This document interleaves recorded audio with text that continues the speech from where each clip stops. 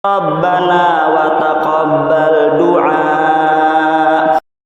Di mana kita telah berbicara tentang surat Al-Alaq yang disepakati di kalangan para ulama bahwa surat Al-Alaq mulai dari ayat 1 sampai ayat yang kelima itu adalah surat yang pertama Allah turunkan kepada Rasulullah. Kita melihat ada minimal 3 kandungan di dalam surat Al-Alaq. Yang pertama adalah proses kenabian Rasulullah, ya, proses kenabian Rasul.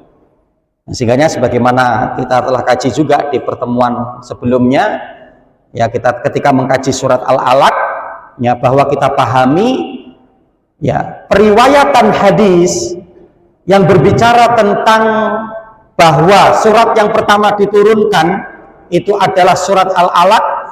Dan surat yang pertama diturunkan itu adalah surat Al-Mudaththir, itu sama-sama kuatnya dalam Imam Al-Bukhari dan Muslim.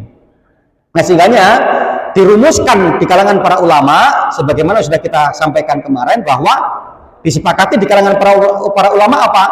Nubi'a Nabi Shallallahu Alaihi Wasallam bi Iqra wa ursila bil Mudaththir, ya, dimana Rasul Shallallahu Alaihi Wasallam itu diangkat menjadi nabi yaitu dengan Iqra, ya.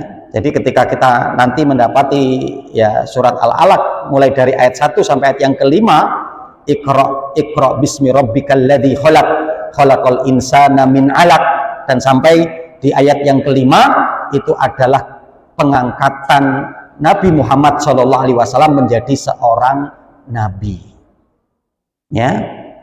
Maka, ya, nanti kita mendapati adanya kisah Waraqah bin Naufal, itu kan, yang dimana apa?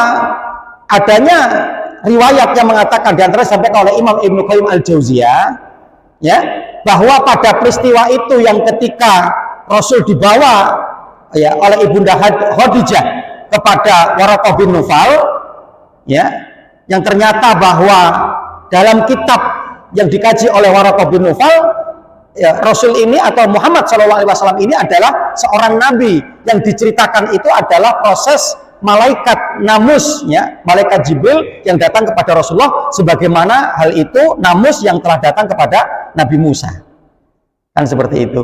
Nah, pada peristiwa itu adalah keislamannya Waraqah bin Naufal, itu kan, keislamannya daripada Waraqah bin Naufal dengan persaksian bahwa Muhammad Shallallahu Alaihi Wasallam itu adalah seorang nabi.